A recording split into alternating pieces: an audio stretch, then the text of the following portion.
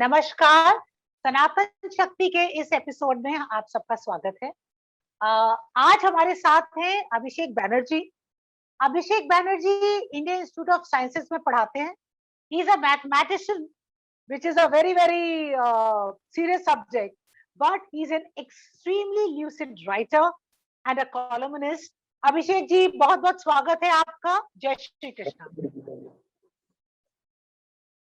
तो अभिषेक जी, मैं आपसे ये पूछना चाहूंगी, हम तो चलिए पुरानी जनरेशन के हैं, पर आजकल ये जो वोक, बी वोक, किसी से भी बात बताओ, आई एम वोक, तो what is all this? What is this woke theory और कल्चर? देखिए, अगर इफ यू स्टार्ट विद, चलिए पहले तो ठीक है, I discuss it later along what I think are their bad intentions, but चलिए सबसे पहले as a gesture of goodwill let's just talk about what it is supposed to be in a good sense. ठीक है, so the way the people the advocates of woke culture they presented, if we take them at their best intentions, वो ये कहना चाह रहे हैं कि वो लैंग्वेज में, सोसाइटी में जो सिस्टेमिक जो प्रॉब्लम्स रहे हैं, जो सिस्टेमिक, एक ग्रुप को हमेशा प्रिविलेज बताया गया है और दूसरे ग्रुप विलेज है, उसको सिस्टेमिकली उसको क्रश किया गया है। तो जो पुराने जो इनजस्टिसेस हुए हैं, they want everyone to be conscious about that. So I am talking from the point of view of, first let us take them at their best intentions, because honestly speaking I do agree that there are some underlying good intentions. बाद में क्या हुआ है, I am going to talk about, but as it stands, जैसे for example देना चाहूंगा, आप देख सकते हैं, one of the things that they point out, for instance, we look at things that we say, somebody might say, I'm not a racist. I've never discriminated against somebody on the basis of race or gender. हाँ, बात सही है, but you have certain privileges and advantages in life जो कि simply उस skin color की वजह से हुए हैं, और ये बात गलत नहीं है। So for instance, जैसे suburbs है US में, वहां पे कोई कह रहा है कि I welcome everyone to stay in the suburbs. I have no problem with having a black neighbor or a brown neighbor or an Asian neighbor. But आपको ये भी सोचना होगा कि ये suburbs बने कैसे। 1950s में फेडरल हाउसिंग अथॉरिटी जो थी, उसने रेड लाइनिंग नाम की एक पॉलिसी बनाई, जिसमें white people were given loans to move into the suburbs and black people were not given loans.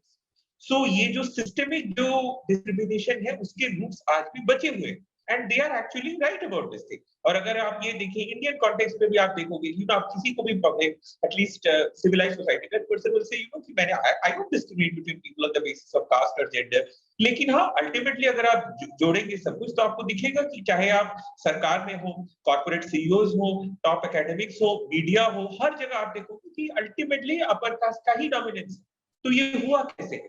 ये इस वजह से तो नहीं हुआ कि some people are less capable, ये तो नहीं हो सकता। सो सिस्टेमिक इनजस्टिस और सिस्टेमिक डिस्क्रिमिनेशन के इंपैक्ट रहे हैं। आप इंडिया का पॉलिटिकल स्फीयर भी आप देखोगे, सो इंडिया में आई थिंक 31 चीफ मिनिस्टर्स हैं। आई थिंक जम्मू कश्मीर को अभी तक आई डोंट 30 या 31, उसमें से देयर इज ओनली वन महिला चीफ मिनिस्टर, राइट? ये कैसे हुआ? 30 to 1 कैसे हुआ? अब आप पूछ सकते हैं कि नहीं, वोट देते वक्त तो मैंने कभी नहीं सोचा कि that candidate is a man और अ वुमन, लेकिन अल्टीमेटली हुआ ना, यही 30 men and 1 woman हुआ ना। So this is what, and now this is where I'm saying कि this is where I start by considering from their best of intention, because I want to give a fair shake to what they are saying. So one thing I want to really make clear कि उनकी जो basic, what they are professing at the beginning, बात उसमें दम तो है, and it's some very serious things that come to light. Now question is कि इसका एडवांटेज उठा करके there are some elements in the establishment जो कि इसका एडवांटेज लेकर के वो एक सिस्टम बना रहे हैं जो कि आपके थॉट और वर्ड को कंट्रोल करे।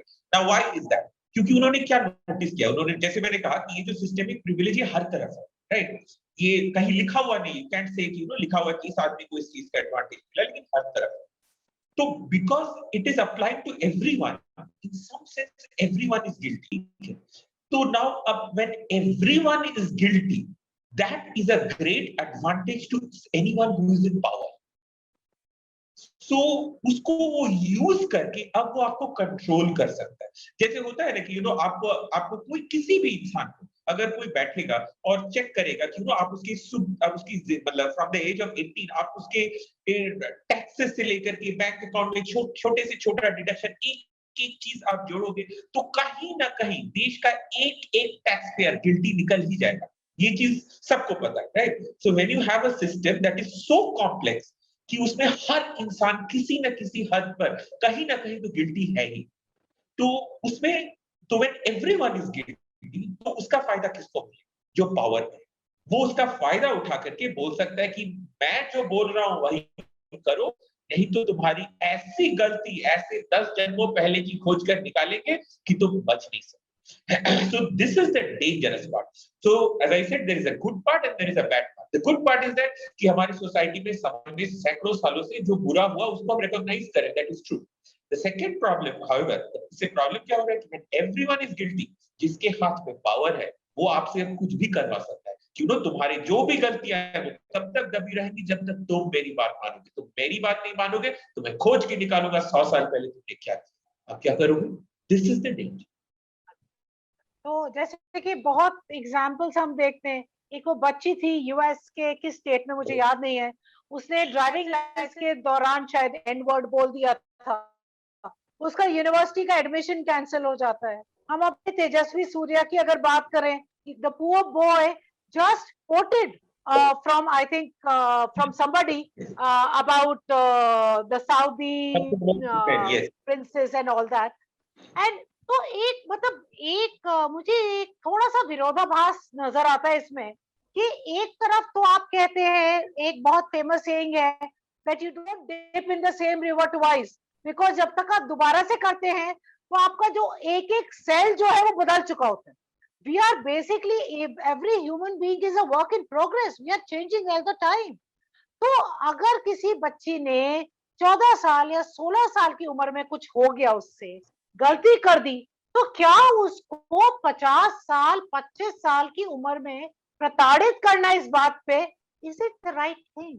It No. Is justified? Is it justified? No, I want to absolutely not. यही तो मैं बोलना चाह रहा हूँ ना, दे हैव वो उन्होंने ऐसा समाज बना दिया है जिसमें दे आर क्लेमिंग कि हर कोई एवरीवन इज गिल्टी। तो the moment everyone is guilty, आप किसी को भी उठा के आप सिंगल आउट करके पनिश कर सकते हैं और उसको डरा के रख सकते हैं। सो देखिए ये जो उसने किया, जो यूएस में हो रहा है, ना आपने 15 साल की उम्र में आपने ये क्यों ट्वीट कर दिया था, नाउ यू आर कैंसल्ड। इसका एम क्या है? ये जो पर्पस है आपको जो लोग इसको एनफोर्स कर रहे हैं, I don't think they are, वो ये चाहते हैं कि and they call it accountability culture, they have no good intentions at their heart. वो क्या चाहते हैं? वो चाहते हैं कि 15 साल का जो हर बच्चा है, क्यों they want to make examples of common. आज आप किसी को पकड़ेंगे और बोलेंगे कि 15 साल की उम्र में तुमने ये ट्वीट किया था, नाउ तुम्हें यूनिवर्सिटी से निकाल दिया गया। You know what is the purpose of that? उसका पर्पस ये है 13 साल की उम्र में, as far as I know US की लॉ में, that you can start opening social media accounts. तो अभी क्या हो रहा है, जो पेरेंट्स हैं, दुनिया भर के पेरेंट्स को ये मैसेज किया है कि अगर आपके बच्चे को अच्छे स्कूल में एडमिशन चाहिए, स्कूल मतलब कॉलेज में एडमिशन चाहिए, तो 13 साल का की उम्र होते ही आप उनसे एक सोशल मीडिया अकाउंट खुलवाइए और जल्दी से जो पावर में है, जो लेफ्ट विंग जो पावर एस्टेब्लिशमेंट है, उसकी प्रशंसा करना start. This is the message they are actually saying, right? क्योंकि वो लोगों को डरा धमका रहे हैं। सो वो एक एक चीज में, लाइफ में, वो एक एक इंसान को, किसी को भी बोलने की आजादी को देंगे नहीं।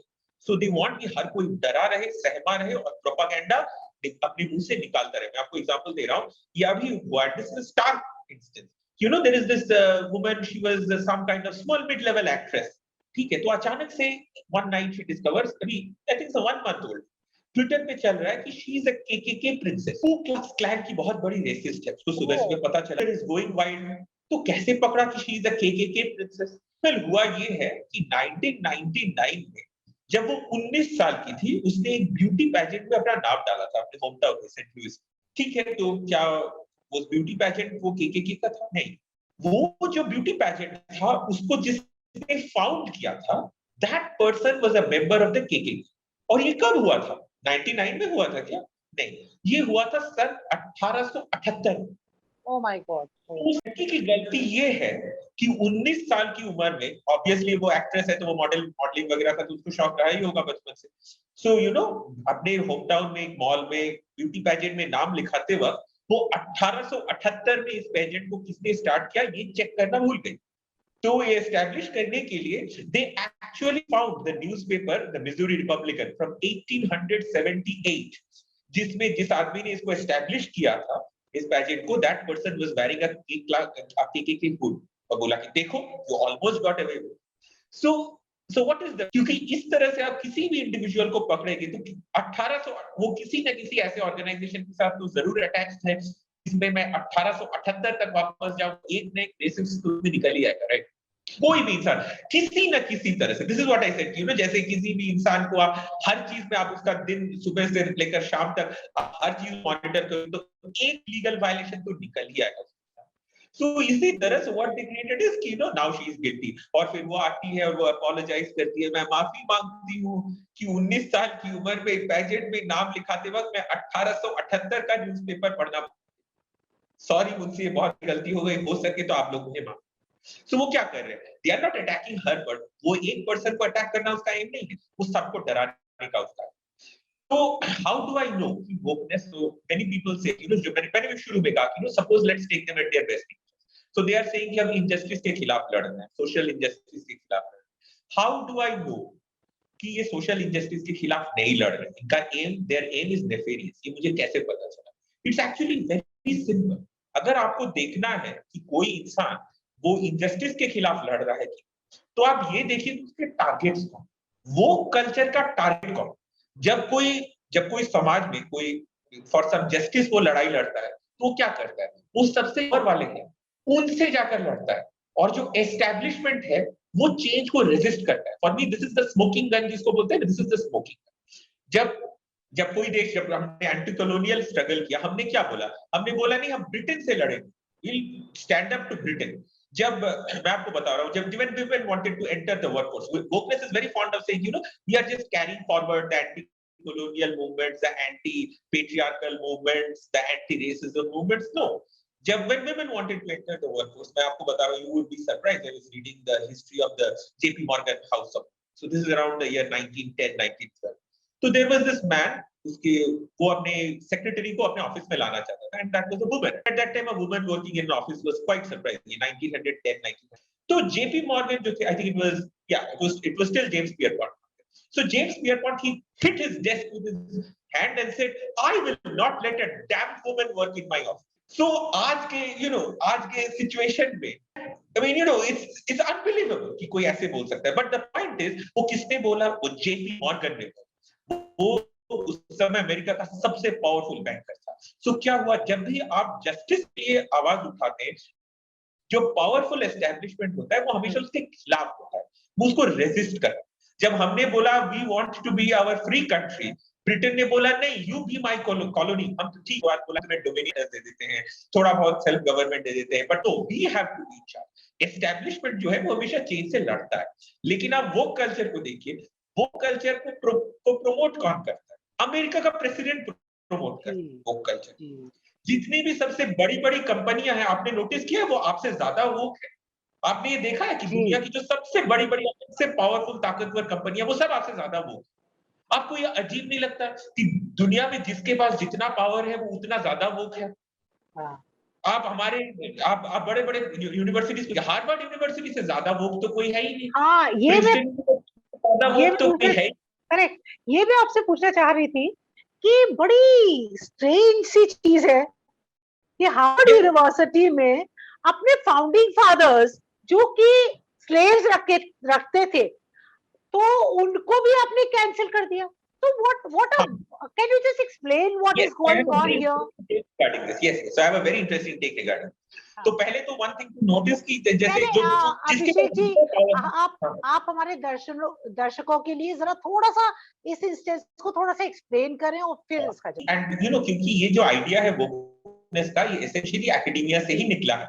ये बेसिकली ये जो जिन है येल के फैकल्टी हाउस से बाहर आ गई और वहां से लीक हुआ, और लीक होकर के, अब मैं किसी दूसरे लीक की तो बात नहीं कर सकता क्योंकि अगर मैं ऐसा करूंगा तो फिर मुझे थॉट क्राइम में जेल हो जाएगा। हाँ, सो क्योंकि you know social media company से लेकर फैक्ट चेकर मैं किसी लैब के बारे में नहीं, फैकल्टी लैब से ये वोकनेस लीक हुआ है और अब ये पूरी दुनिया में स्प्रेड हो गया।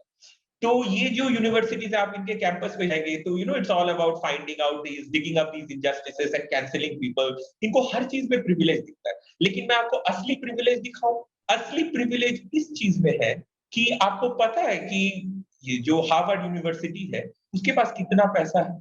उसका जो एंडाउमेंट है, उसका टोटल एंडाउमेंट है $46 बिलियन। और $46 बिलियन की इस एंडाउमेंट पे आपको पता है हार्वर्ड कितना टैक्स देता है? 0।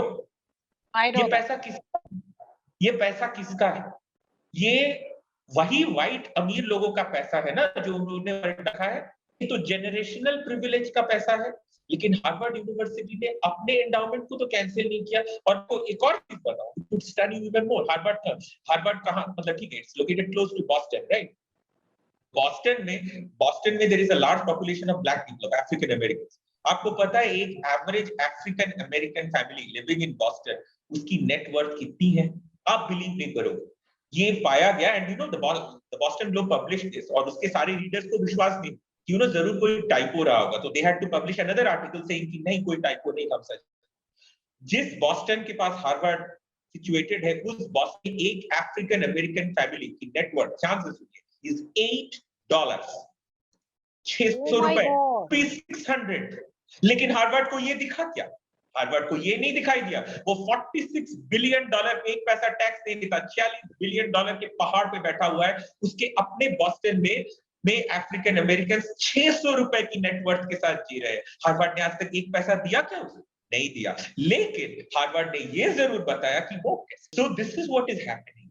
जो एस्टैब्लिशमेंट है वो अपने पावर को जस्टिफाई करने के लिए आपकी बात को कंट्रोल करता है, आपके एक एक थॉट को कंट्रोल करे। And academia is the biggest example. क्योंकि इनके, अच्छा, एंड नॉट जस्ट दैट, जितने भी यूनिवर्सिटीज हैं यूएस में particularly, there is this shameful thing that goes on over there which is called legacy admission.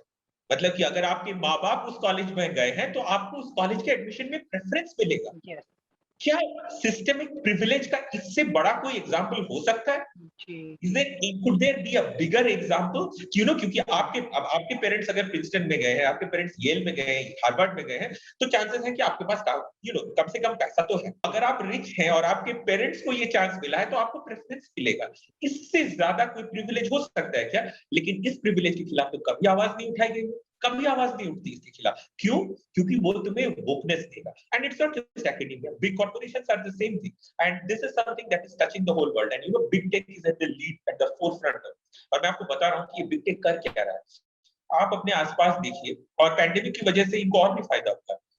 आप दिल्ली में किसी रेस्टोरेंट मालिक से जाकर पूछिए कि उसकी जिंदगी में रियल ऑपरेसर अभी कौन है। The real oppressor is the food delivery apps, जो उनके सारे मार्जिन वो खा जाते हैं, उनको स्क्वीज करते हैं। ये एक स्मॉल बिजनेस हुआ करता था, राइट? रेस्टोरेंट चलाना, कोई भी आदमी छोटा सा रेस्टोरेंट खोल सकता है। बट अब क्या किया है, एक बिग टेक ने आकर इसका बिजनेस खा। जो ट्रैवल एजेंट्स होते थे, used to be a small business, उसको खा गया है।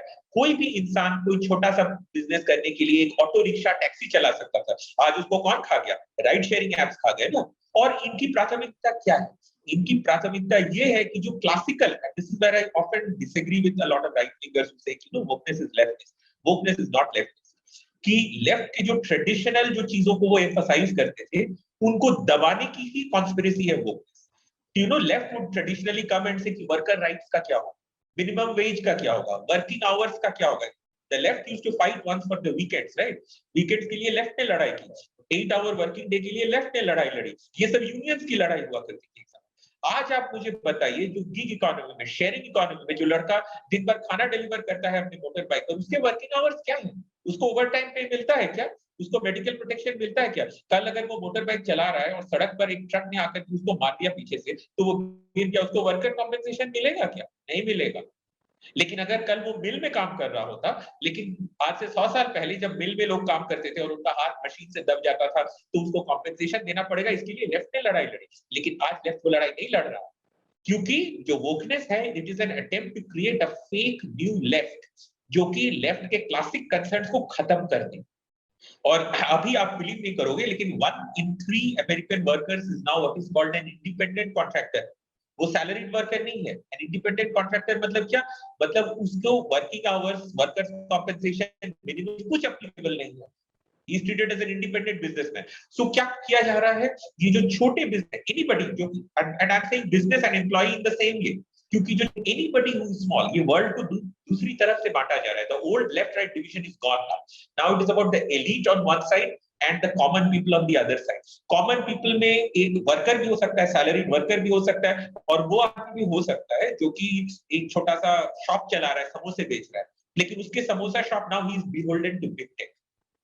कल वो बोलेगा कि मुझे आप मेरा मार्जिन, आई डोंट लाइक कि आप मेरा मार्जिन कितना ले रहे हो, बिग टेक बोलेगा ठीक है, I M delisting your business, हो गया आपका बिजनेस खत्म। कल कोई एक चीज पे ये होगा, कल कोई बेचारा रिक्शे वाला, सब ऑटो रिक्शा वाला, वो बोलेगा नहीं, आपको जो पार्टी पसंद है मैं दूसरी पार्टी को वोट दूंगा। वो बोलेगा ठीक है, आपके ऑटो मैंने अपने राइड शेयरिंग प्लेटफॉर्म से हटा दिया, जाओ भूखे मरो, क्या कर। This is how big tech is taking away our world, and they need to crush the small people। और ये जो वर्ल्ड गवर्नमेंट को बना रहे हैं, इसके लिए they have to crush small people। ये लोग जो धूनी रमते रहते हैं कि we are big leftists, they are not big leftists। आप सैन फ्रांसिस्को, आप you go to their का जो मेन जहां से उनका राइज है, आप सिलिकॉन वैली चले जाओ। सिलिकॉन वैली में जिस तरह का टॉर्चर इन कंपनियों ने किया है, it is a humanitarian disaster. वो एक जगह में जाते हैं, हर आदमी तो इंजीनियर नहीं होता, सॉफ्टवेयर मतलब टॉप बिग इंजीनियर नहीं होता जो साल के $3 लाख कमाता हो। वहां भी तो वो, अमेरिका में भी तो वो आदमी रहता है ना जो बस चलाता है, जो सड़क साफ करता है। आप बिलीव करोगे कि वहां क्या हुआ, उनके जाने के हाउसिंग कॉस्ट इतने बढ़ गए कि ये जो गरीब लोग हैं, इनके पास अब रहने को घर नहीं है। दिन भर ये लोग बिग टेक का कैंपस साफ करते हैं, और रात को क्योंकि उनके पास जाने की कोई जगह नहीं है, वो उन्हीं बड़े बड़े कैंपस के बेंच के नीचे सोने की कोशिश करते हैं। और इन्होंने क्या किया पता है, इन्होंने स्प्रिंकलर लगा दिए टाइमर के साथ कि कोई बेचारा गरीब सो ना पाए। ये है इनका लेफ्टिज्म। ये जो दाव आप एवरी ईयर 30%, जो बड़े बड़े जो जगह है जैसे कुपर्टिनो और फिर what is the place mountain view, ऐसी जो जगह है वहां पे हर साल 30% इंक्रीज होता है रेंट का। कोई गरीब दे सकता है क्या? जो बस चलाता है वो दे सकता है क्या? सिर्फ आपका इंजीनियर दे सकता है। तो वो गरीब क्या करेगा, वो सड़क पे सोएगा। And this is what they are doing, that is why open defecation. अभी सैन फ्रांसिस्को लॉस एंजलिस में there is this area called Skid Row, जहां पर सारे गरीब बैठकर, there is open defecation is back. हमने इतनी मुश्किल से इंडिया में खत्म किया, उन्होंने अमेरिका में वापस लेकर आ गई open defecation. And I always say this thing, open defecation वापस आ गया है, इस बात का बिग टेक को कोई दुख नहीं।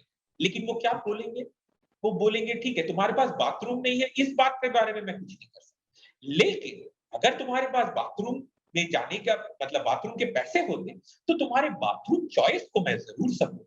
Or you want to identify as a male, or you want to identify as a female, or you want to gender neutral, वो सब मैं सपोर्ट करूंगा, आई एम विद यू। लेकिन बाथरूम नहीं है तुम्हारे, this is what wokeness is.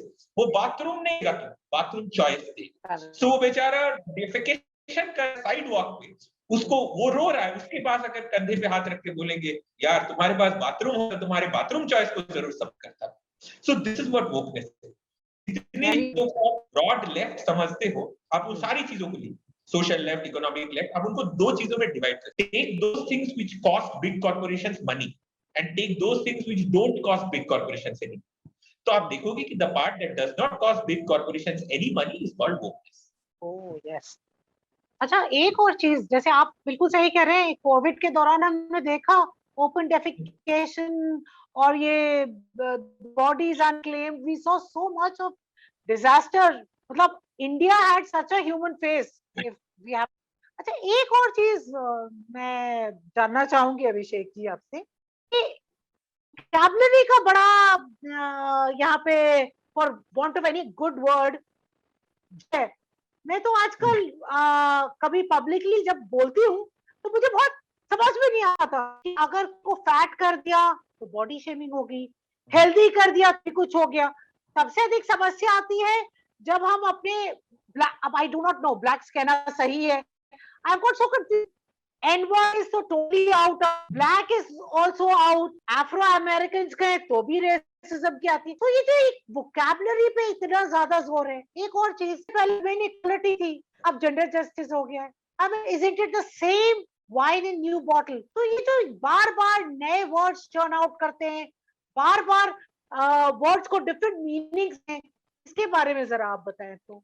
या सो मैं जैसे कि मैंने कहा, ये जो कंफ्यूजन है, जो कि मुझे पता नहीं, आप बोल रहे हो ना कि मैं बोलते वक्त मुझे समझ में नहीं आता करेक्ट से, that is the purpose, that is by design. क्योंकि यही मैं बोल रहा हूँ कि जब आपको पता ही नहीं होगा कि कब आप करने वाले, तभी तो आप डरोगे ना। और तो और एक तरीका है, जब यू रियलाइज कि एक तरीका है जिससे आप कभी भी डेंजर में नहीं पड़ोगे, एक ही तरीका है, चुप रहे। Isn't that the solution? And so many people are doing it. So many people are doing it. कि आपको पता ही नहीं होगा कि कब आपके मुंह से कोई क्राइम निकल जाए, कोई स्पीच क्राइम आपसे हो जाए, तभी तो eventually everybody is going to realize कि स्पीच क्राइम से बचने का एक ही तरीका है, चुप रहे, और वही तो पर्पस है। मेरी this is why it has been invented.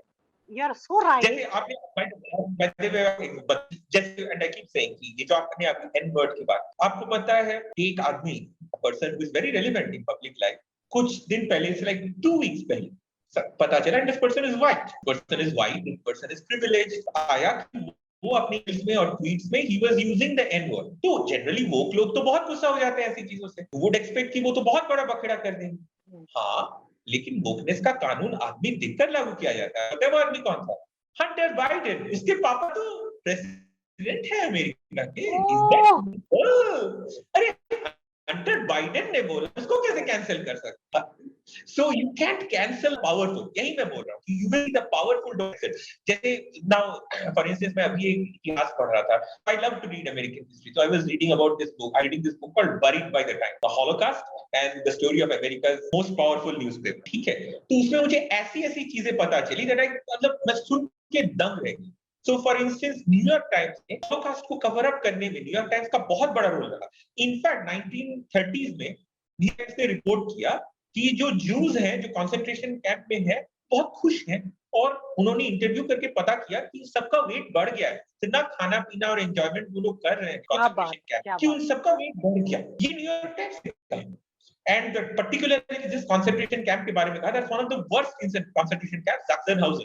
सैक्सेनहाउज़न में 1 लाख लोग मरे, और न्यूयॉर्क टाइम्स ने कहा कि यहाँ पर तो लोग इतने खुश हैं, Jews they are so happy कि सबका वेट बढ़ रहा है, एंजॉय कर रहे हैं। न्यूयॉर्क टाइम्स ने, and not just that, Ukraine में उससे ठीक पहले ये चीज, क्योंकि ये लेफ्टिस्ट ने किया तो और भी ज्यादा दब गया।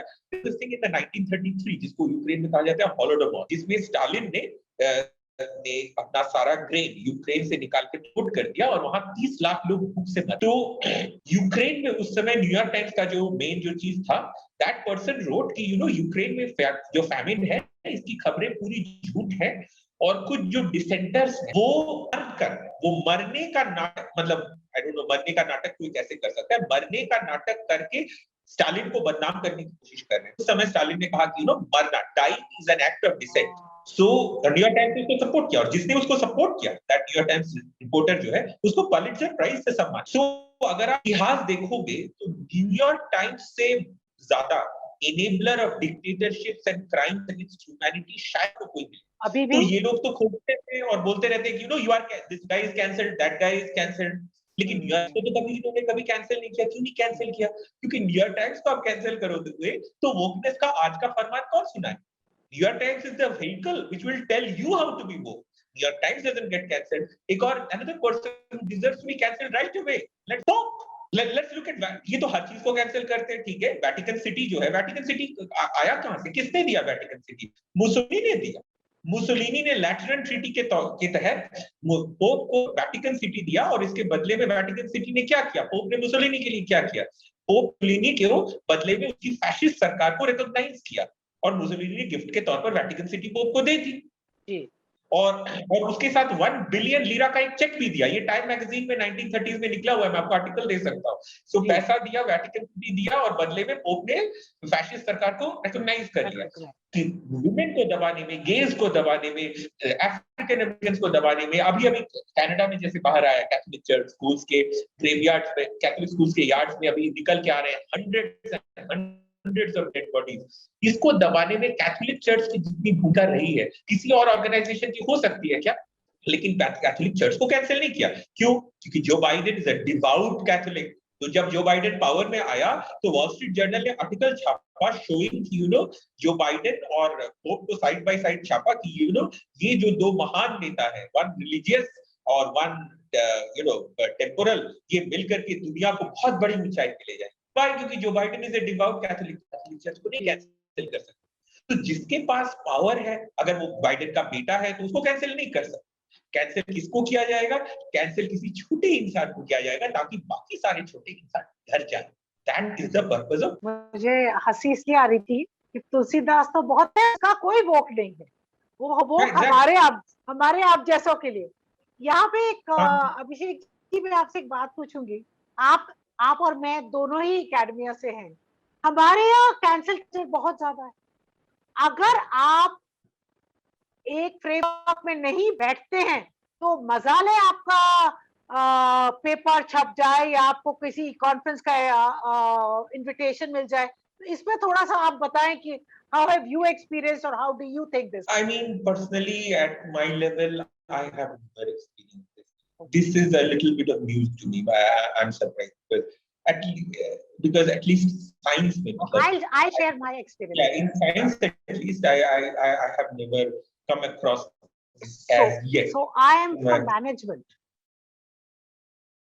and मेरी एक research scholar है College of Commerce. As you know, it's #1 college. So we wrote a paper on it was on sustainability, and we tried to propagate some Indian ethos which was centuries back talking about sustainability and corporate social responsibility.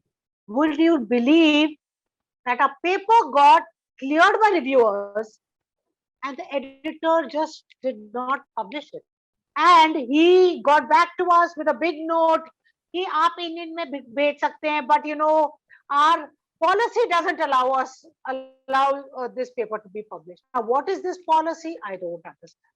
So this cancel culture is at least in social sciences, we have seen that in academia, this cancel culture is very, very prevalent. If you do not belong to some particular group, you will never be called in the conferences which are quite prestigious. Never be called, your papers will never be published in the journals. So this kind of things are started to happen, at least in social science. Yes, I mean, I in social sciences, I mean, politicization तो है ही social science, काफी समय से होता है, and not be separate. But science पे अभी तक तो नहीं देखा है. But you know, there is one thing that I wanted to mention. मेरी माइंड स्लिप हो गया. I just mentioned this here. तो आपने एक चीज कही फाउंडिंग फादर्स के बारे में यूएस की. So one thing I wanted to mention is कि आप देखोगे ऐसा नहीं है कि वो कल्चर कभी भी पावरफुल लोगों को टच नहीं करता. The only powerful people that it touches are those who are long dead. वो जॉर्ज वॉशिंगटन को जाके कैंसिल करेंगे, थॉमस जेफरसन को करेंगे, लिंकन को करेंगे, एंड कोलंबस तो है ही. हाँ, बट तो आप पूछ सकते हैं कि मैंने तो बोला कि नहीं वो तो पावरफुल लोगों को टच नहीं करते. वेल, जो वॉशिंगटन है, जो जेफरसन है, वो पावरफुल नहीं रहे, वो मर चुके. एंड द थिंग इज कि अब उनका कोई पार्टीजन कोई वैल्यू तो रहा नहीं. यूएस में हर कोई वॉशिंगटन और जेफरसन और लिंकन को की इज्जत करता है. सो बेसिकली वो जब प्रिटेंड कर रहे हैं कि हम वॉशिंगटन को जाके कैंसिल कर रहे हैं, वो पावरफुल को कैंसिल नहीं कर रहे, वो उन ऑर्डिनरी लोगों को कैंसिल कर रहे हैं जो वॉशिंगटन में आस्था रखते हैं, को रेस्पेक्ट करते हैं. So you take people that ordinary people look up to. So Washington को जब वो कैंसिल करते हैं, it's not like they are standing up to someone powerful, कि वॉशिंगटन तो है ही. What they know is that कि ऑर्डिनरी लोग वॉशिंगटन की बहुत इज्जत करते हैं. सो अगर वो जाकर के वॉशिंगटन का स्टैचू गिरा देंगे तो वो ऑर्डिनरी लोगों को ही कैंसिल कर, कि वॉशिंगटन तो है नहीं यहाँ पे. So they are not really taken on powerful people. They have taken on the respect that common people have for great figures of the past. So the people who are really getting cancelled are ordinary people. Washington is not here. Jefferson is not here. Lincoln is not here. You know, I heard Illinois, which is the land of Lincoln. वहां पे पाया गया कि Lincoln has committed this crime and that person has been cancelled. Like I said, Lincoln को जब वो cancel कर रहे हैं, वो लिंकन के खिलाफ कुछ नहीं कर रहे, वो उन लोगों को कैंसिल कर रहे हैं जो कि लिंकन को रेस्पेक्ट करते हैं, which is almost everybody in India. So मतलब तुम्हारे जो एस्टैब्लिश्ड जो रेस्पेक्टेबल फिगर्स हैं, उनको मैं तोड़ दूंगा और उसकी जगह किसको रेस्पेक्ट करोगे? मैं जिसको बोलूंगा उसको तुम रेस्पेक्ट. वो क्लोज, अपना मुंह बंद करो, दिमाग खोल के बैठे रहो और जो मैं बोलता हूँ वो मानो. So that is how this totalitarian ideology of wokeness. Now tell me, what is the way out? So right now, what we are going through is, I mean, we are going through this phase of history, जिसमें एक monopoly का हम लोग बढ़, and for that, what we have to do is we have to recalibrate politics on an emergency basis.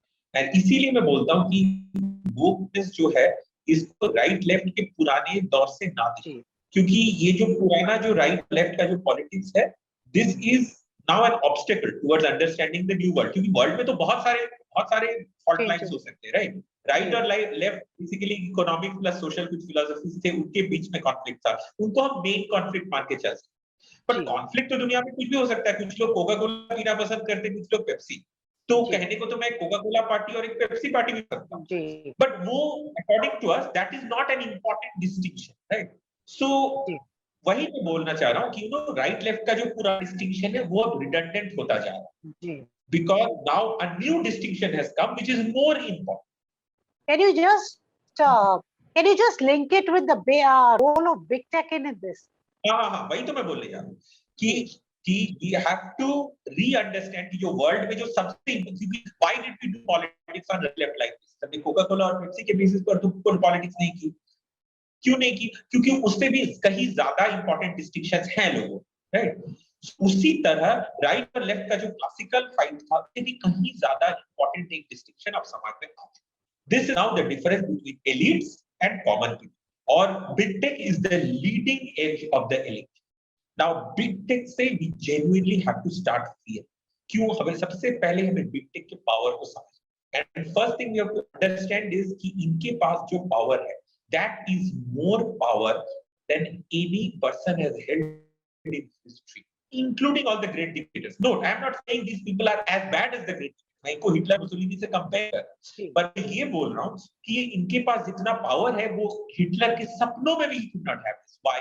क्योंकि आप किसी को भी दोगे, हम ऑर्डिनरली जिसको फैशिज्म समझते हैं तो गाली देते हैं, किसी भी पॉलिटिशियन बोलते हैं वो फैशिस्ट है, वो एंटी डेमोक्रेटिक, हम ऐसे ही खींच में बोल देते हैं।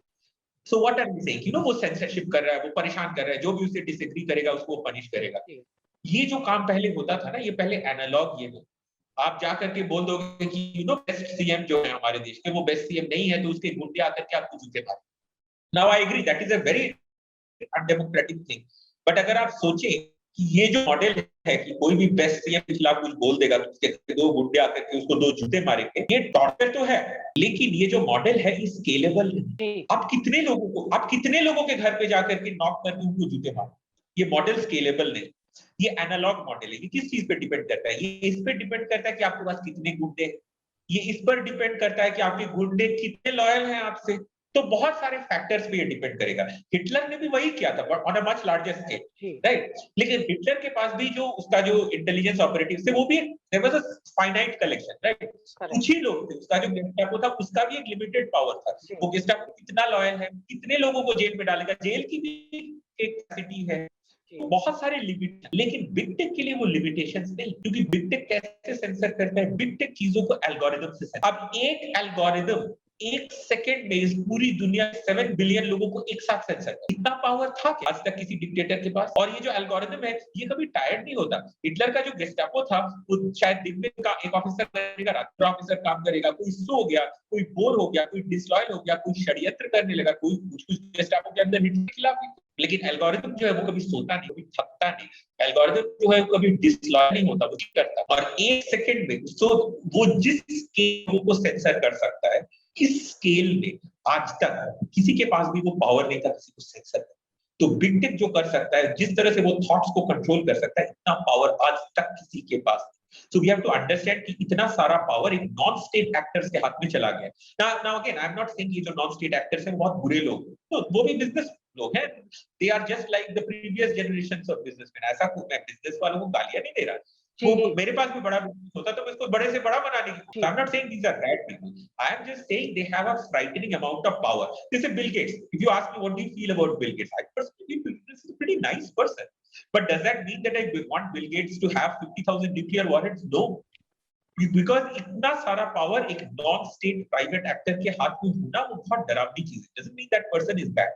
सो अब अगर हमें बिग टेक को समझना है, big tech is the biggest instrument of the elite, क्योंकि इसके जरिए एलिट आपकी एक एक थॉट को कंट्रोल कर सकती है। नाउ बिग टेक को अगर आपको समझना है, so you have to go back to the monopolizers of the past. That is our only frame of reference. और यहाँ पर आपको हिस्ट्री पढ़नी पड़ेगी, and I find it very instructive. आपको यूएस में रेल रूट्स का इतिहास आपको पढ़ना कि एट द टाइम ये जो हो रहा है, this idea of D platform, right? So this idea of D platform it has to be understood कि आप बोल सकते हो मेरा प्राइवेट प्लेटफॉर्म है, मैं जिसको चाहे रखूं, पॉइंट तो अगर आपको ये समझना है, so you have to go back to the history of the 1890। So वहां पर यूएस में, US is a big country, right? तो उस पर ये रेल रोड्स बन रहे थे, एक कॉर्नर से दूसरे कॉर्नर तक दे वर गेटिंग क्रॉस। सो उस समय there were all these Gould Chase, Vanderbilt, इन सब के बड़े बड़े रेल रोड से, जो आज भी जो सबसे बड़े बड़े अमीर है उन सबके उसी समय देवर ऑल रेल रोड मिले। तो ये जो रेल रोड से ये क्या करते थे, ये अपने बिजनेस में फेवरेटिज्म, अगर आपकी मेरे साथ साठगांठ है तो मैं आपका माल कैरी करूंगा, दूसरे का माल नहीं कैरी करूंगा, इंटरफेयरिंग इन दिस। और इसका एक्चुअली सबसे बड़ा बेनिफिशियरी कौन था, is actually John D Rockefeller. Rockefeller was the biggest beneficiary. और मतलब अगर उस समय के इतिहास पढ़ेंगे, you will be stunned at how similar the debates were. So now this takes a little bit of time, so I have to please, it's so interesting, please. So please don't get No, bored, it's very interesting, Abhishek. Very so interesting. what happened was, Rockefeller का इतिहास आप पढ़ें, because I love reading the period of what was called the Gilded Age. Rockefeller अपना जो तेल था, उस समय केरोसिन, उस समय remember, उस समय कार्स नहीं आए थे, so it was all about household kerosene. So Rockefeller की कंपनी थी स्टैंडर्ड ऑयल। तो स्टैंडर्ड ऑयल ने अपना जो ऑयल था उसको वो कम रेट से कैरी करते थे रेल रोड, क्योंकि he was a big shipper, right? और इसकी वजह से उसको मिलते थे रिबेट। तो ये जो बड़े बड़े रेल रोड थे वो सबको रिबेट देते थे। तो इस वजह से रॉकेफेलर का जो ऑयल था वो पूरे यूएस में कम दामों में बिकता था कंपेयर टू एनीबॉडी एल्स। और इस तरह रॉकेफेलर ने 95% उसी मार्केट पर कब्जा किया। एंड इंटरेस्टिंगली उस समय भी there was this small magazine जो कि धीरे-धीरे बड़ा हो गया, it was called McClure's magazine, और उसकी बहुत फेमस रिपोर्टर हुआ करती थी जिसका नाम था आइडा टार्बेल। उस समय, एंड कीप इन माइंड, उस समय वुमेन को वोट का भी अधिकार नहीं था, but it was a woman reporter at that time. Her name was Ida Tarbell. So she started investigating this story, और इससे पता चला कि रॉकेफेलर को इतना मार्केट शेयर कैसे मिला। तो जब इन चीजों को लेकर के हंगामा खड़ा होना शुरू हुआ तो धीरे-धीरे एक लीगल फ्रेमवर्क बनना शुरू। And this was and then the notion came of what was called a common carrier. कि होता क्या है, रेल रोड जो है वो एक तरह से नेचुरल मोनोपोली। अगर मैंने न्यूयॉर्क से सैन फ्रांसिस्को का रेल रोड बनाया है, आप बोल सकते हो मेरा प्राइवेट रेल रोड है, तुम एक और बना लो, कोई नहीं बनाएगा न्यूयॉर्क सैन फ्रांसिस्को का दूसरा लाइन, सब वही यूज करेंगे। सो जो नेचुरल मोनोपोलीज हैं उनको डेजिग्नेट किया कॉमन कैरियर, कि जो भी आपकी जो टैरिफ है, उस समय वो लोग ठीक से एडवर्टाइज नहीं करते थे व्हाट इज माय टैरिफ। वो आकर के बोलते थे ठीक है तुमको माल शिप करना है मेरे ट्रेन से, आओ बात करो, लेट्स नेगोशिएट क्या रेट होगा। तो जिसके पास ज्यादा पावर है वो अलग रेट नेगोशिएट करेगा, जिसके पास कम है ज्यादा रेट देगा। तो ये बनाएंगे आप मुझे ये दीजिए, मैं आपको ये दूंगा। इन चीजों को तोड़ने के लिए बनाया गया कॉमन कैरियर का notion. And in fact the first railroad that was designated as a common carrier was the Baltimore and Ohio railroad. और धीरे-धीरे सारे रेल रोड्स को डेजिग्नेट किया गया और इन पर कानून बने। शर्मन एंटी ट्रस्ट लेजिस्लेशन आया जिसने रॉकेफेलर के ट्रस्ट को टैकल किया। इंटरस्टेट कॉमर्स कमीशन बनाया गया। और ये लड़ाइयां आगे इट्स एक्चुअली इंस्ट्रक्टिव कि आप देखो उस समय भी इतना ही करप्शन था और इतना ही था पॉलिटिक्स और बिजनेस के बीच। तो उस समय इनफैक्ट वर्ड उस समय करप्शन को रेगुलेट करने के बेसिक कानून नहीं। यू वुड बी सरप्राइज कि न्यूयॉर्क में मान लीजिए रॉकेफेलर को कोई कानून पास कराना है तो न्यूयॉर्क के जो सेनेटर्स थे वो अपने ऑफिशियल लेटर हेड पर रॉकेफेलर को चिट्ठी लिखकर बोलते थे कि मुझे इतना पैसा दो, मैं आपके बिल के लिए वोट दूंगा। तो यू भी लाइक इतना पागल आदमी कैसे है? उसने लिख दिया, लिखकर खुद अपने लेटर हेड को भी सर लिख के भेजा कि मेरे अकाउंट में इतने $1000 डिपॉजिट कर दो, मैं तुम्हारे बिल के फेवर में वोट दूंगा। इतना गधा वो गधा नहीं है। उस समय ये इलीगल ही नहीं, घूस लेके वोट देना इलीगल ही नहीं। तो ये सब कानून बना है।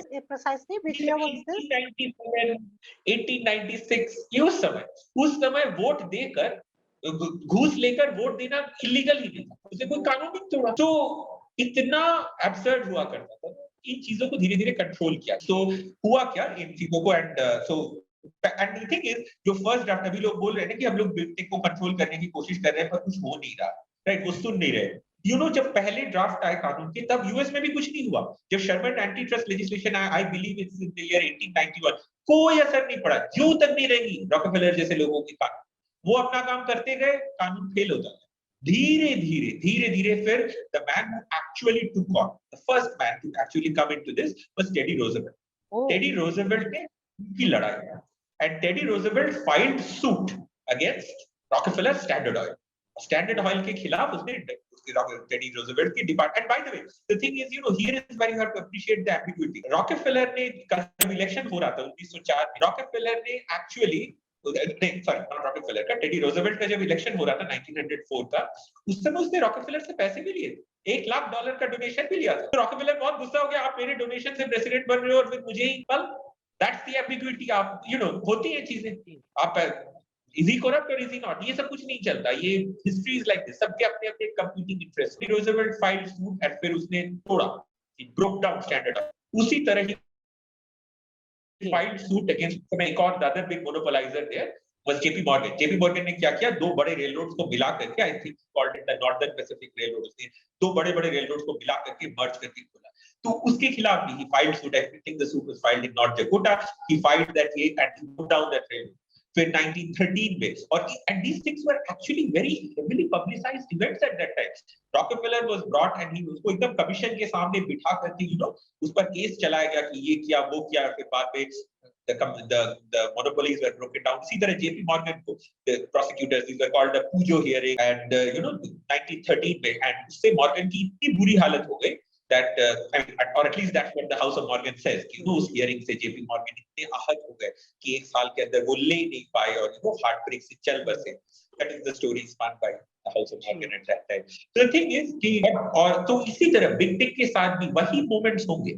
हमने कानून बनाया, शुरू में वो कानून फेल हो गया, then more and more people become wise to the importance of these laws, फिर public opinion reaches a boiling point, फिर कुछ कानून बनाए जाते हैं, इस इंडस्ट्री को काबू में लाया जाता है। तो बिग टेक के साथ भी ऑप्टिमिस्टिकली अगर हम सोचें तो यही होने वाला है। These are the monopolizers of our time। जिस तरह वो रेलरोड थे, आज बिग टेक है, क्योंकि वो इंफॉर्मेशन हाईवे को भी, क्योंकि अगर आप देखिए इंटरनेट भी नेचुरल मोनोपोली से भरा हुआ है। आप यूज करोगे क्या दूसरा सर्च इंजन? आप second best search engine use करते हो क्या? कोई करता है? कोई नहीं करता। जिस तरह न्यूयॉर्क से सैन फ्रांसिस्को का दूसरा रेल लाइन कोई नहीं यूज करता, उसी तरह आप बेस्ट सोशल नेटवर्किंग वेबसाइट आपने यूज किया है क्या? आपको मन है क्या यूज करने का? कोई नहीं करता। सो जो नेचुरल मोनोपोलीज हैं उनको कंट्रोल करने के लिए you have to designate them as common carriers. और and I would be happy to inform you कि last month Ohio moved to designate social media companies as common carriers। There is a great historical parallel because, like I said, the Baltimore and Ohio road was the first railroad to be designated as a common carrier। 100 साल बाद आज हम लोग वही debate फिर से कर रहे हैं। This notion of a common carrier। Yes। अब एक बात, while you were talking, I just a thought crossed my mind, like capitalism का नैरेटिव बनाने के लिए and Rand, Atlas Shrug, we all have read all those novels. तो ये जो बिग टेक है, इनका नैरेटिव किस तरह से? Yes। Who are the narrative builders for them? Yes, big wokeness is essential, is an essential part of the big tech machine। वो big tech का enforcement arm है ये wokeness। हम तुम्हारे thoughts को कैसे control करेंगे? This is how they want to control। And honestly, I would say, देखिए, there was until the 1700s, there was used to be what was called feudalism, right? Land was the only means of property। उसके बाद आया capitalism, and I personally feel कि capitalism then love that। Now there will be a new notion of power and property is going to replace it, right? जैसे capitalism तो बाद में आया ना, कैपिटलिज्म 1800s में आया, क्योंकि उससे पहले जिसके पास जितना लैंड वो उतना रिच। लेकिन आज हम क्या देख रहे हैं? Singapore, Bihar is so much bigger than Singapore, लेकिन अमीर कौन? सिंगापुर अमीर है या बिहार अमीर है? क्यों? New ways of wealth creation. Capitalism created new ways of producing wealth, right? So वो जो कैपिटलिज्म का एरा था, अब धीरे-धीरे वो भी it is getting phased out। feudalism के बाद कैपिटल आया, अब कुछ नया आ रहा है, and it is this domination, this dictatorship by the elites which is really terrifying। and so and I really believe कि इनको enforce करने का इनका जो तरीका है, that is wokeness। और यहाँ पर I would like to note an example। I'm not going to compare it to anything, if I compare it to anything I'll get fact checked and arrested, and I'm almost scared about fact checkers bursting in from behind and arresting me। So I just want to mention कि 1970s की घटना है। This happened in this place called Sverdlovsk in Russia। तो Soviet union जो था वो अपना secret bio warfare programme चला रहा था, which was banned by the Chemical and Biological Convention। So वहां पर वो एंथ्रैक्स को वेपनाइज कर रहा। तो स्वेडलोव्स्क में क्या हुआ, वो करते वक्त उनकी जो लैब या फैक्ट्री थी उसमें लीक हो गया और वो एंथ्रैक्स वहां रिलीज हो गया, और वहां पर जो लोकल जो लोग हैं वहां पर 100 लोग मर गए, करीब 100 लोग मर गए Sverdlovsk. I don't know, you have disappeared। I don't know if you're still here। I'm there। या सो इस बात को लेकर के हंगामा हुआ, कि वो लोग क्या कर रहे हैं यहाँ पर, ये अजीब सी बीमारी क्या थी जिसने इतने सारे लोगों की जान ले ली। तो आपको पता है रशिया का ऑफिशियल प्रोपागेंडा क्या था? रशिया ने कहा कि वो जहां पर वो लैब है ना, उनको बोला गया कि यहाँ पर एक लैब है और यहाँ पर इतने लोग मर गए, तो रशिया ने कहा कि जहां पर लैब है ना उसके बगल में ना एक मीट मार्केट भी है और वहां उस मीट मार्केट में कंटेमिनेटेड मीट खाने की वजह से लोग बीमार हो। सो और यही चीज लेकर के और इसका प्रूफ सो कॉल्ड लेकर के वो उनके जो साइंटिस्ट थे वो पूरे यूएस में घूमे। यूएस के साइंटिस्ट को भी वहां इनवाइट किया गया और उन सभी ने बड़े बड़े यूनिवर्सिटीज के बड़े बड़े साइंटिस्ट ने कहा कि नहीं, इट इज वेरी क्लियर कि ये जो बीमारी है ये लैब से नहीं आई है, ये पास का जो मीट मार्केट है वहां पर टेंटेड खाना खाने से आया। अब ये जो हुआ है इसको मैं किसी भी करंट इवेंट के साथ रिलेट नहीं कर सकता, नहीं तो फैक्ट चेकर्स आकर के अभी मुझे बिल्कुल मत। I totally understand. So I will, this is just a historical fact, इस वेडलॉस में हुआ था, इसको किसी भी करंट इवेंट के साथ किसी भी तरह किसी भी एंगल से कंपेयर ना। This is my humble request. I totally agree. I totally your point. Markets are always a danger. Meat market, especially labs के आसपास मार्केट्स होते हैं ना, हमेशा बच के रहना। आपको क्या लगता है कि जानबूझ के बसाए जाते मीट मार्केट लैब? हो सकता हो, देखिए वन ऑफ द थिंग्स ये बीजेपी की कॉन्स्पिरेसी भी हो सकती है, यू नो, बीजेपी को कहा गया है ना कि वो मीट ट्रेडर्स के खिलाफ वो कॉन्स्पिरेसी कर रही है, so I will go with the safe option, I will just say this is a BJP conspiracy because that is very safe, so it's a BJP conspiracy. That is the safe. Nobody, you bash somebody, this bashing platform, आपको कोई और आके bash नहीं करेगा। हाँ, yes. So this is an RSS. Just want to clarify. Some conspiracy है। जी। Very safe. तो ये जो वोकिज्म है, इसके बारे में मैं पढ़ रही थी and the best quote I would get was from Barry Weiss resignation letter. I'll just read out to you and I would like to have your reactions to this. He writes, the truth isn't process of collective discovery and orthodoxy already known to an enlightened view. Yeah, यही तो elitism है। I mean यही तो elitism है। I mean Barry Weiss, she was hired by the New York Times. New York Times को अचानक पता चला, you know, they suddenly received this amazing piece of news कि उनका जो editorial board है या फिर उनका जो column नहीं, I think it was not editorial, their op-ed columnist, it's very biased। ये New York को अचानक पता चला, तो उन्होंने decide किया कि you know we need diversity। के लिए उन्होंने वो बैरी वाइस को लेकर आए और she is the writer on these anti-Semitic issues and she is really not part of their liberal, although she does agree with them on a lot of things, but she is not she's not exactly part of their liberal order. So what they did is they hired her, and after a while things got so poisonous. I mean, Barry Weiss, she went many times to Bill Maher's show also and she talked about this. I don't know if this was before or after her resignation, but she had a spectacular resignation, right? Where this is what she is explaining, the concept of the elite, known to an enlightened few. And as long as the enlightened few know it, you are not allowed to think about anything else. So ये जो culture है, they want diversity of all kinds. Except in some ways. What in some ways? Of course, diversity of race, gender, religion is also very, no doubt. But I think one of the fundamental forms of diversity is diversity of thought. समाज में अगर कोई किसी से disagree करने का अधिकार ही हम खो देंगे, तो फिर डेमोक्रेसी का मतलब ही क्या? And that's the one kind of diversity that वो कभी tolerate. And so these people जो कि New York Times के editorial board पे बैठते हैं, उनके op-ed columnists बनते हैं, these are the enlightened few. And what they are really doing right now is, and people say to me whenever I bash the New York Times, people will say that oh, they are an agent of America and this and that.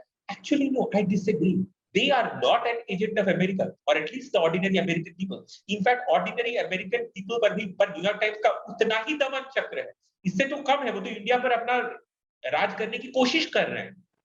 New York American से ज्यादा nobody is getting crushed by this woke machine. आप बताइए New York का बात देखिए, New York का जो governor था Andrew Cuomo, I don't know this man, उसने कोविड पॉजिटिव पेशेंट्स को नर्सिंग होम्स में डाल दिया जहां पर बहुत सारे एल्डरली लोग हैं। तो क्या हुआ? There was large scale death, करीब 15,000 लोग मर गए। और उसने क्या किया? उसके एड्स जो है उन्होंने टेप पर माना कि जो नॉट ओनली 15,000 लोग मरे, हमने इन 15,000 लोगों के डेथ को सरकार को, फेडरल गवर्नमेंट को रिपोर्ट भी नहीं किया। और क्यों नहीं रिपोर्ट किया? साफ साफ वो भी बोल दिया कि देखो चुनाव आ रहा था अगर ट्रम्प ने हमारे खिलाफ इस बात को लेकर कैंपेन कर दिया तो हम क्या जवाब दें? मतलब this is the kind of thing that you expect from a tin pot dictatorship, right? ये आपको लगेगा कि ये जो एक्सचेंज है ये सोमालिया में हो रहा है, पर ये न्यूयॉर्क में हो रहा है, राइट? न्यूयॉर्क के जो गवर्नर है एंड्रू कुओमो, उसने इस तरह 15,000 न्यूयॉर्क के हार्ट में 15,000 लोगों की मौत उसने दबा दी, जस्ट लाइक दैट, ऐसे ही दबा दिया, किसी को कुछ पूछने की हिम्मत नहीं। Not only that, right now Andrew Cuomo के खिलाफ 10 लोग, हर लोग, हर एक आदमी को, हर ऑर्डिनरी पर्सन को तो वो लोग कैंसिल करते रहते हैं, you are sexist, you are racist, लेकिन एंड्रू कुओमो के पर्सनली खिलाफ आकर के 10 women have now come out and said कि he has sexually harassed, and one of the women has actually come and said कि उसने मुझे अपने एग्जीक्यूटिव मैंशन में, अपने ऑफिशियल रेसिडेंस में बुलाया और मेरे ब्लाउज के अंदर अपना हाथ डाला। इसके बाद एंड्रू कुओमो के कान पे जू तक नहीं रेंग रही। व्हाई? क्योंकि आप पढ़िए, आप फरवरी 2020 का आर्टिकल पढ़िए न्यूयॉर्क टाइम्स का, कि बाइडेन और कुओमो वो जिगरी दोस्त हैं, and Cuomo is not like that, Cuomo is political royalty, Cuomo is a 3-term governor of New York, और उसके जो फादर थे, he was also a 3-term governor of New York. New York उसके बाप का राज है। सो मैंने बोला ना कि वोकनेस जो है उसका, so everybody else has been cancelled as a sexist, but not Andrew Cuomo, क्योंकि एंड्रू कुओमो भी पावरफुल है, उसका बाप भी पावरफुल था, उसका दोस्त भी प्रेसिडेंट है। पावरफुल के सामने कोई सवाल नहीं खड़ा होता। Recently there was this crime in New York that I wrote about, कि टाइम्स स्क्वायर के ठीक सामने there was this elderly Asian woman 65 years old, जिसको एक आदमी ने बहुत मतलब बुरी तरह stomped on her, he attacked her and then he gave all these anti-Asian racist slurs, उसको मारा पीटा बहुत बुरी तरह। तो ऑब्वियसली इस पर हंगामा तो होना था कि इतना गलत किया। नाउ तो किसी ने ये, that man who had done this thing, जो कर रहा था, दैट मैन वाज, उसको, he was actually from jail, उसको जेल से वो बाहर आ गया। That man had been in jail because he had murdered his own mother. इतना खतरनाक अपराधी, उसको सड़क पे छोड़ दिया। व्हाई? बिकॉज़ इन 2019 कुओमो ने एक कानून बनाया और उसने 50% ऑफ प्रिजन पॉपुलेशन को रातों रात सड़क पे डाल दिया, और अब ये लोग जाकर के पूरे न्यूयॉर्क में क्राइम कर रहे हैं। 95% increase in shootings across New York. तो आप जाकर के पूछ सकते हैं कि गवर्नर से सवाल क्यों नहीं पूछते कि आपने इतने खतरनाक अपराधी, जिसने अपनी माँ का मर्डर किया, वो कितना खतरनाक आदमी, इसको आपने सड़क पे क्यों छोड़ दिया? लेकिन गवर्नर से सवाल नहीं पूछते। आज किसको, लेकिन किसी को अकाउंटेबल तो करना ही था। आपको पता है किसको अकाउंटेबल रखा गया? जहां पे वो क्राइम हो रहा था उसके सामने, जो सड़क पे, जो फुटपाथ पे जो हो रहा था, उसके ठीक सामने एक बिल्डिंग थी। उस बिल्डिंग में एक 2 डोरमैन बैठते थे जिनके हाथ में कुछ भी नहीं था। ये एक आदमी बीच सड़क में, इसके हाथ में चाकू है और वो मार रहा है किसी को। ये जो 2 डोरमैन है उनके हाथ में एक न्यूज़पेपर है, शायद न्यूयॉर्क टाइम्स ही हो, हाँ, वो लेके बैठे, वो क्या कर लेगा? इतना क्राइम हो रहा है न्यूयॉर्क में। रहने का फर्स्ट रूल तो आपने सुना होगा ना, the first rule of living in New York is that when you see a crime being committed you never interfere. This is the law and order condition. So वो 2 बेचारों ने, उन्होंने जल्दी से डर के मारे अपना दरवाजा बंद, तो वो जो 2 डोरमैन हैं उनको जॉब से निकाल दिया। देखिए, गलती ना हमेशा सबसे गरीब और सबसे वीक इंसान की होती है। कुओमो से जब पूछा गया कि नर्सिंग होम में इतने लोग मर गए, आपने उनको भेजा, कुओमो ने क्या कहा आपको पता है? उसने कहा देखिए, जो कोविड है ना नर्सिंग होम में आया है, वो मैंने जो कोविड पॉजिटिव पेशेंट भेजे उनसे नहीं आया है। He says COVID came into nursing homes from the cleaning guy. These are his exact words. देखिए, गलती गवर्नर की नहीं होती, जो इंसान वहां झाड़ू लगाने आया है गलती उसकी है। उसकी। आप जितने वीक हैं, आप जितने दबे कुचले और हेल्पलेस हैं, गलती उतनी ज्यादा आपकी, उतनी आपकी है। तो ये how is it different from जो ये रेसिज्म, जो पुराना racism, it's just that reinvented racism. Yes, जितने वीक हैं आप उतनी ज्यादा गलती आपकी है, and this is what is happening all across America. जितने आप दबे, and this why I say the slogan of wokeness should be grovel before the strong and bury the weak. They will always get in front of the strong and they will grovel before the strong. New York के governor, आप सोचिए, 15,000 लोगों को मार डालने का charge है उसपे, 10 विमेन के साथ सेक्सुअल हैरेसमेंट का चार्ज है उसपे, उसको कुछ बोलने की किसी की हिम्मत नहीं है। 95% increase in shootings in New York, किसी को कुछ बोलने की हिम्मत नहीं। लेकिन गाज किस पे गिर रही है? उस डोरमैन पे। सारी गलती उसकी, सारी गलतियों का ठिकाना उसके सिर पे, क्योंकि आप बहुत नीचे हैं ना, उसके पास पावर नहीं है। That's the problem. So wokeism is new imperialism. Would you say that? Yes, yes, it is, वही तो, इट इज एलिटिज्म। बेसिकली ये एलिट्स का तरीका है मासेस को सप्रेस करके, टेरिफाई करके, उनका मुंह बंद करके उन पर राज करने का तरीका है वो। तो मतलब capitalism got replaced by elitism, and Yes, it is wokeness a- is its yes, narrative building machine. Is that yes, what we are saying? yes, absolutely. कि अगर आप elite नहीं है तो आपके पास वो words नहीं, तो आपको vocabulary पता नहीं होती. You are not elite enough. And I'll give you this frightening example, and it is from a Senate hearing for the post of a judge. So uh, I believe, no, not for the post of a judge. It is a Senate hearing. It is not more than 3-4 months. So there was this person, and he had been appointed, and she was a woman. She had been appointed by Trump. It might be Judge invalid. I might be getting, but I might be getting this mixed up. So उसको Senate के सामने hearing हुई. So confirmation hearing. तो उससे पूछा गया, and she used a term. She said that I don't discriminate between people on the basis of their race, जैसे जो boilerplate, जो standard चीजें होती हैं on the basis of their sexual preference and so on. ठीक है. नहीं, she didn't say this. Sorry, I got the story mixed up. So she was accused. One of the senators, one of the US senators, they accused her that you are a bigot. So what is the proof? वो बोलते हैं कि आज से करीब 4-5 साल पहले आप किसी को बता रहे थे कि मैं किसी के बीच में डिस्क्रिमिनेट नहीं करती on the basis of race, gender, religion, etc. and sexual preference. And do you see what crime she has committed? Said कि जब आप वो बोल रहे थे, तब आपने ये शब्द यूज किया, sexual preference. मतलब आप बोल रहे हैं कि गे होना या ट्रांसजेंडर होना ये एक चॉइस है, क्योंकि आप इसको प्रेफरेंस कह रहे हैं. तो वो जज घबरा गई, बोलती है कि सेक्सुअल प्रेफरेंस तो बहुत लोग कहते हैं, इसमें क्या गलत है. करेक्ट.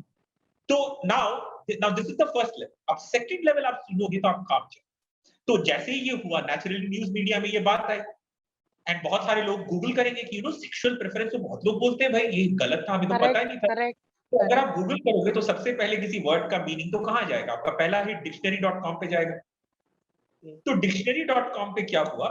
तो dictionary.com पे सेक्सुअल प्रेफरेंस के नीचे ये लिखा हुआ है, जिन लोगों ने गूगल किया उन्होंने देखा कि सेक्सुअल प्रेफरेंस का मीनिंग तो लिखा हुआ है, इट्स अ डिक्शनरी, और उसके नीचे लिखा हुआ है कि ये जो टर्म है सेक्सुअल प्रेफरेंस कहना, ये काफी ऑफेंसिव है.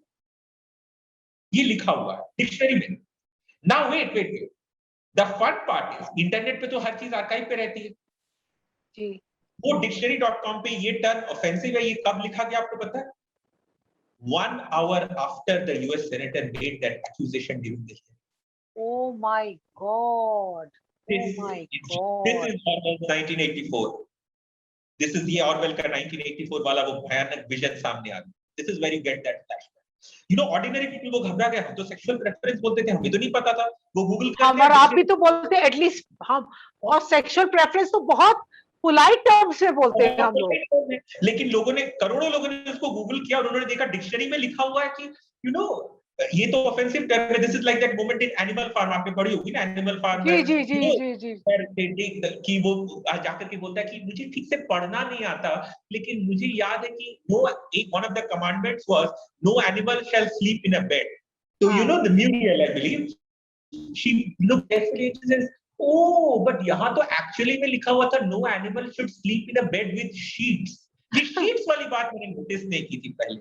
So they go to dictionary.com and they see so they made the accusation, और एक घंटे के अंदर dictionary.com पे अपडेट हो गया कि ये टर्म ऑफेंसिव है. मतलब कितना नेक्सस है बॉस, कितना नेक्सस है इन लोगों का. It is scary. To terrify you, right? So it's post factum.